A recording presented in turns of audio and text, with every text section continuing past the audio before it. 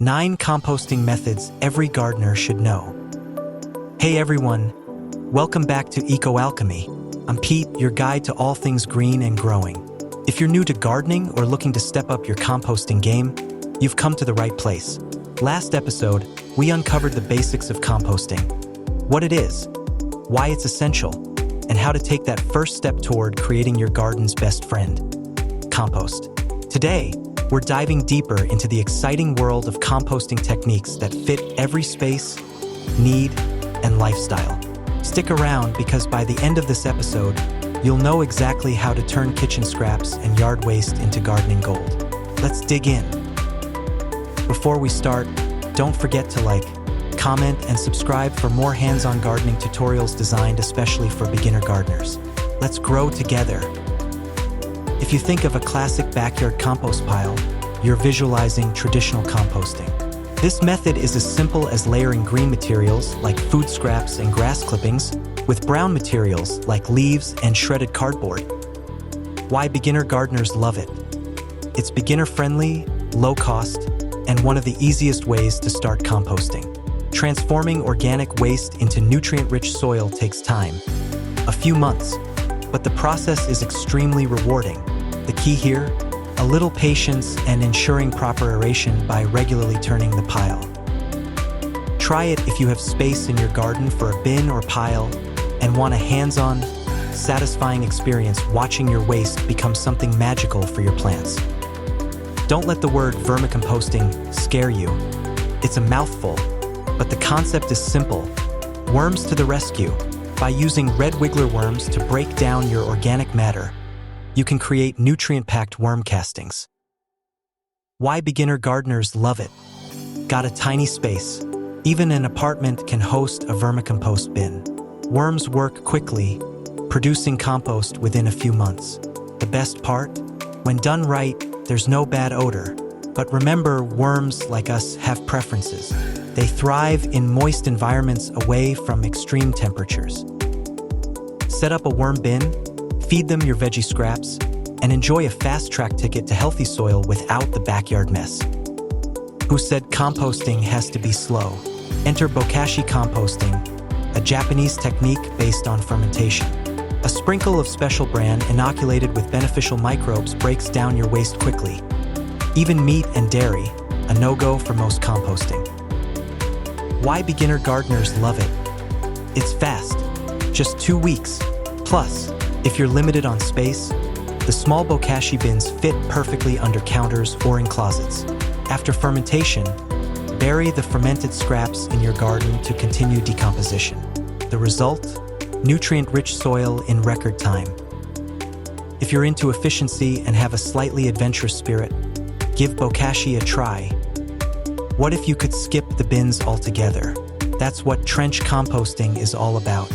Dig a hole or trench in your garden, fill it with organic matter, and cover it with soil. Why beginner gardeners love it? There's no turning or bin maintenance involved. Just let nature take over. While the method requires planning since it can take a bit longer to break down, it's perfect for enriching soil exactly where you need it. This low-maintenance option is perfect if you're a set-it-and-forget-it type of gardener. Ever feel like turning a compost pile is too much of a workout? Enter compost tumblers, enclosed bins designed to make aerating your compost as simple as turning a crank. Why beginner gardeners love it?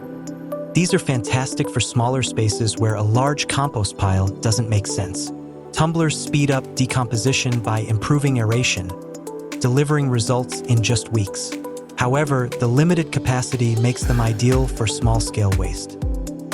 If you want mess-free, odor-free composting and have a little extra budget, a tumbler is a great investment. For those in a hurry, hot composting is the way to go.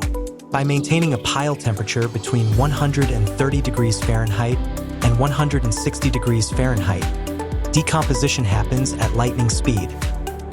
Why beginner gardeners love it? While it's a bit more involved and requires regular attention to balance greens, browns, moisture, and aeration, the payoff is quick compost, sometimes in weeks. If you're passionate about experimenting and don't mind monitoring, hot composting might be your new favorite method. Are you a set-it-and-forget-it person? Cold composting is your go-to method. Simply pile organic material and let nature handle the rest. No turning or monitoring needed. Why beginner gardeners love it? It's the easiest option for busy or hesitant gardeners. The downside? Takes much longer than other methods, up to a year or more. This method is great if you've got no rush and want composting to feel as effortless as possible. Ready for a different type? Sheet composting, also known as lasagna composting, layers organic materials directly on top of garden beds. Why beginner gardeners love it? This method is ideal for preparing beds in the off-season. Over time, the lasagna breaks down and enriches your garden soil. While slow-moving, it's rewarding and relatively simple. Be mindful of pests by carefully managing your layers, and you'll have a thriving soil profile in no time. If you've got compostable scraps and a trowel, you're ready for in-garden composting. Like trench composting, this method integrates waste directly into the garden but with less effort. Why beginner gardeners love it? It's quick, easy, and natural. No bins, little planning, just toss organic waste directly into your soil. Over time, it transforms the surrounding area into a nutrient haven.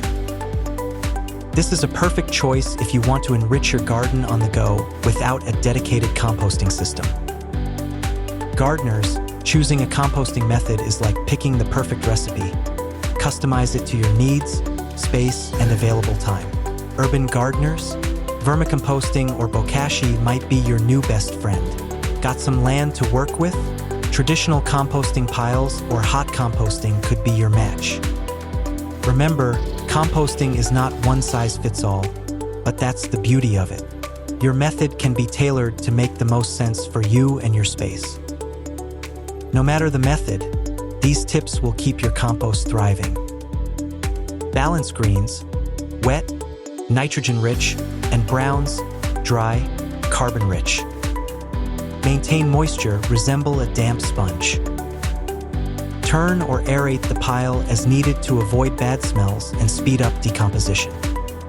Avoid adding weeds, diseased plants, or non-compostable materials like plastic. Personally, I use a combination of methods. My large traditional bin tackles garden waste.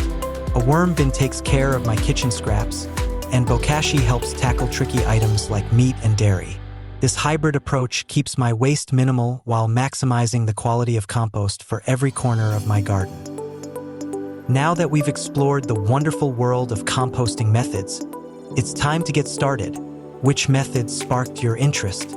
Are you team vermicomposting or do you lean more toward traditional compost piles? Comment below to let me know your plans or what's already working for you. Now that we've explored composting methods in detail, your garden will thrive with nutrient-rich compost all season long. In our next episode, we'll dive into the world of fertilizers, exploring different types, how to use them effectively, and which ones are best for your plants. Don't miss it. Drop a comment with your composting questions, and don't forget to like, share, and subscribe to EcoAlchemy for more daily gardening tips. Until next time, happy gardening. Every peel, leaf, or scrap you compost is a step toward a greener planet. We're growing something amazing here, one pile at a time.